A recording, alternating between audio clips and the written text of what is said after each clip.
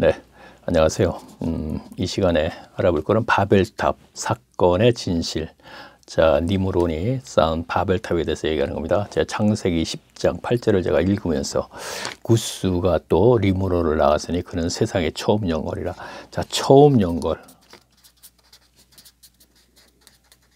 자, 다시 9절 읽을게요. 그가 여호와 앞에서 특이한 사냥꾼이 되었으므로 속담에 이르기를 아무는 여호와 앞에 니므롯 같은 특이한 사냥꾼이로. 자, 우리가 니므롯에 대해서 물어보면 설교 시간에 많이 듣는 건 이 부분이죠. 여호와 앞에서 뭐 특이한 사냥꾼이다 이렇게 하면서 그러니까 교인들에게 물어보면은 보통 그것을 많이 기억을 해요. 그런데 중요한 건 그게 아니고 자, 처음 연거리, 연거리라 그랬죠. 그럼 사탄이 세운 연거리거든요. 영웅. 그러면 사탄은 이 세상에 처음 연거리라 그랬으니까 세상에 두 번째, 세 번째, 네 번째, 다섯 번째 계속 영웅을 만드는 거예요. 자, 그러면 제가 뭘 얘기를 하냐면 니므론이 과연 어떻게 영웅인가 보자고요. 자, 영웅이 됐어요. 자, 창세기 11장 2절을 제가 읽겠습니다. 자, 볼게요. 이에 그들이 동방으로 옮기다가 신할 평지를 만나 거기 거하고. 자, 이들은 동방으로 옮기다가 지금 어떤 상황이냐면 노아의 방주가 어디서 멈췄냐면은 아라랏 산맥에서 멈췄습니다. 그게 흑해 밑에거든요. 조금 제가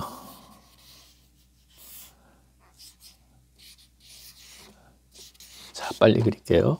자, 이렇게 하고 흑해가 되는데 여기가 이제 동방에 에덴 동산 자리예요. 그런데 여기가 유프라테스 강이고 흑해가 있고 여기가 카스피해가 있는데 여기가 아라랏 산맥이라는 곳이 있는데 아라랏 산맥의 봉우리 산에 아라랏 산에 방주가 멈췄어요. 그럼 북쪽으로 올라가면 추운 지역이죠. 그러니까 남쪽으로 내려와서 오늘날에 하란쯤 살았을 거다 이렇게 얘기하는 거예요.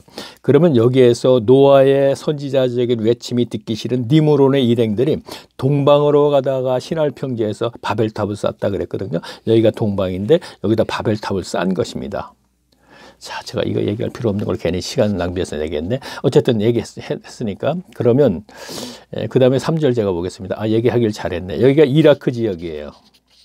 여기가 이란이죠. 여기가 시리아, 여기가 터키 지역이란 말이에요. 그 이라크 지역이 어떤냐면은 돌이 없어요. 흙은 있었나 봐요. 그리고 역청은 있었죠. 그러니까 다시 한번 볼게요. 제가 그리길 잘했네요. 서로 말하되 자, 돌이 없으니 흙으로 벽돌을 만들자. 자, 벽돌을 만들자 그랬어요. 자, 흙으로 만드는 거예요. 왜 흙으로 만들었냐? 다음 구절 보면 더 견고히 굽자 그랬습니다. 흙으로 벽돌을 만들어서 흙은 없지만 분명히 벽돌을 만들었으니까 높은 불에다 굽는 것은 분명히 흙벽돌이죠. 견고히 굽자 그러면 어떻게 돼서 오늘날 적벽돌이 되는 것이죠. 그렇죠? 자, 다시 볼게요. 서로 말하되 자, 벽돌을 만들어 견고히 굽자 그랬습니다. 그러면 그거는 제가 여기다 흙이라 그랬고 높은 불에 굽자 이런 얘기죠. 그러면 그것이 적벽돌이 된 것이죠. 분명히. 그럼 왜 적벽돌이 됐다고 얘기할 수 있느냐면요. 하고 이에 벽돌을 돌 대신 쓰자 그랬잖아요. 그렇죠? 자, 흙으로 벽돌을 만들어서 높은 물에 부으면 적벽돌이 됩니다. 오늘날에도. 그러면 이것을 돌이 없는 이라크 지역이기 때문에 돌 대신 쓰자고 분명히 얘기했죠. 돌 대신하여 역청으로 진흙을 대신하자. 자, 진흙으로 쌓는 게 맞는 것이죠. 흙벽돌은. 그런데 돌처럼 됐으니까 진흙으로 쌓지 말고 역청으로 쌓자 이런 얘기예요. 자, 역청은요, 아스팔트 만드는 재료예요. 그러니까 이라크에 가면 오늘날에도 그 연물처럼 돼 있는데 그것을 채취해서 생계를 유지하는 사람들이 있다고 제가 케이블 TV에서 본 적이 있거든요. 그러면 이라크에는 분명히 돌이 없었는가 봐요. 그렇죠. 오늘날에 돌이 없겠죠. 그렇죠. 사막이니까. 근데 흙은 있었나 보죠. 흙으로 벽돌을 만들어서 높은 불에 구우니까 오늘날에 적벽돌, 그래 돌이 됐다는 얘기예요. 돌이 대신 이걸 돌 대신 역청으로 쌓자는 게 천연산이기 때문에 엄청 단단하죠. 그렇게 되면 어떻게 되겠어요? 역청으로 쌓아서 돌을 쌓았으니까 높이 쌓아도 물에 견디죠. 분명히. 그러니까 이 꼭대기로 올라가서 홍수가 나면 다시 꼭대기 올라가니까 이것이 바벨탑은 교만의 상징 이렇게 되는 거예요. 영적으로 얘기하면 그렇게 돼. 하나님께 도전하는 거니까. 자, 다시 한번 보고 4절 또 다시 볼게요. 또 말하되 자 성과 대를 쌓아. 성은 뭐냐? 성 쌓고 대는 바벨탑을 얘기하는 거죠. 대를 쌓아 대꼭대기를 하늘에 닿게 하자. 우리 이름을 내고 자 대꼭대기를 하늘에 닿게 해서 홍수가 나도 우리가 죽지 않게 노아에게 들었을 거 아니야. 전에 홍수로 심판받은 것을. 그러니까 우리가 다시 말할게요. 영웅이 되는 것은 그에게 힘만 있는 것이 아니고 지혜도 줬단 말이에요. 이렇게 사탄으로부터 온 지혜, 이로 인해서 그가 영웅이 되는 것이죠. 그렇죠? 자, 그러면 여기서 그 얘기하는 게 아니고 제가 얘기하려고는 앞에서 가인, 앞에 동용사에서 가인의 후손 유발과 두발 가인이 뭘 만들었다 그랬어요. 유발은 문화를 만들고 나팔 불고 충수 붓는 자라 그랬잖아요. 두발 가인은 날카로운 기계를 만든다 그랬죠. 이건 문명이란 말이에요. 그리고 이것이 계시록에 가서 똑같이 문장의 표현이 똑같은데 분명히 그로 인해서 문명으로 인해서 이 지구는 현재 멸망하고 있잖아요. 오존층이 파괴되면서. 그렇죠? 그러면 가인의 후손이 바로 가인을 죽이지 말라 해서 추적을 해봤더니 유발과 두발 가인이 문화와 문명을 만들더라 이런 얘기입니다. 그리고 홍수로 심판 이후에 바로 등장하는 니므론이 성경의 기록이 보니까 바로 최첨단 과학 문명을 얘기하고 있네요. 지금요.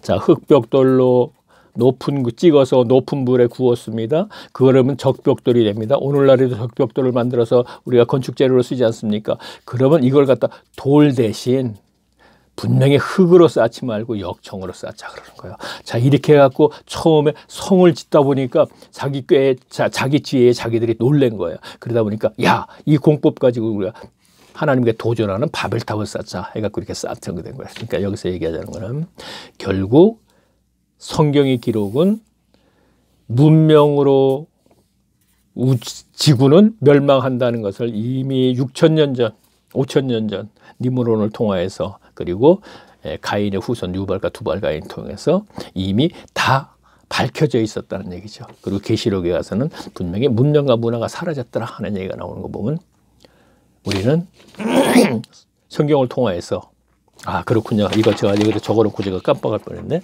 자, 그러면 바벨탑을 쌓는 중에 하나님께서 언어를 혼잡케 해서 이들이 흩어졌다 그랬잖아요. 그래서 이들이 흩어지면서 자, 여기 볼게요.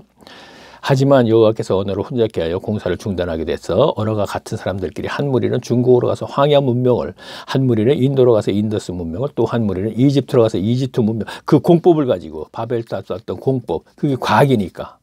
그렇죠? 문명 과학. 그 기술을 그대로 가지고 바벨탑을 쌓았던 기술이 있을 거 아니에요. 그런데 언어를 혼잡케 하니까 이들이 흩어지면서 같은 언어를 쓰는 사람끼리 하나는 중국어라서 황야 문명을 만들고 하나는 인도로 가서 인더스 문명, 하나는 이집트로 가서 이집트 문명, 그리고 바벨탑을 쌓았던 그 자리에는 메소포타미아 문명. 자, 이거는 우리가 4대 문명. 자, 중학교만 가면 우리가 다 배우는 거죠. 그러면 성경의 연대와 역사 4대 문명의 연대를 비슷하게 그걸 한번 알아보면은 그 연대가 비슷하다 이거예요. 그래서 성경은 역사와 지구상의 역사와 어떻게 톱니바퀴가 맞물려 돌아가듯이 이렇게 돌아가더라는 얘기죠. 다시 볼게요. 발전시켰다고 보겠습니다. 그리고 성경이 기록한 창세기 12장에서 다음에는 이제 메소포타미아, 그렇죠. 다음에는 바벨탑을 쌓았던 그 메소포타미아, 갈대아 우르라고 하죠.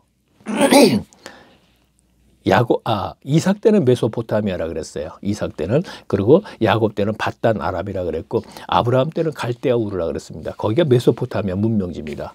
그러니까 갈대아 우르에서 문명국에서 살던 아브라함을 세상에 불러내서 이제 창세기 12장부터는 또 그들의 그 족장들의 과연 족장들은 불러내서 과연 창세기에서 무엇이 핵심인가 그것을 알아보다 보면 이들이 나그네 삶을 살았다는 것이 핵심이에요. 자, 그러면 다음 시간에는 이제 우리가 창세기에서 아브라함에 대해서 창세기 아브라함과 이삭과 야곱에 대해서 요절이라고 할 수 있는 걸 뽑아서 거기에 대해서 우리가 함께 또 알아보겠습니다. 그럼 다음 시간에 또 뵙겠습니다. 안녕히 계십시오.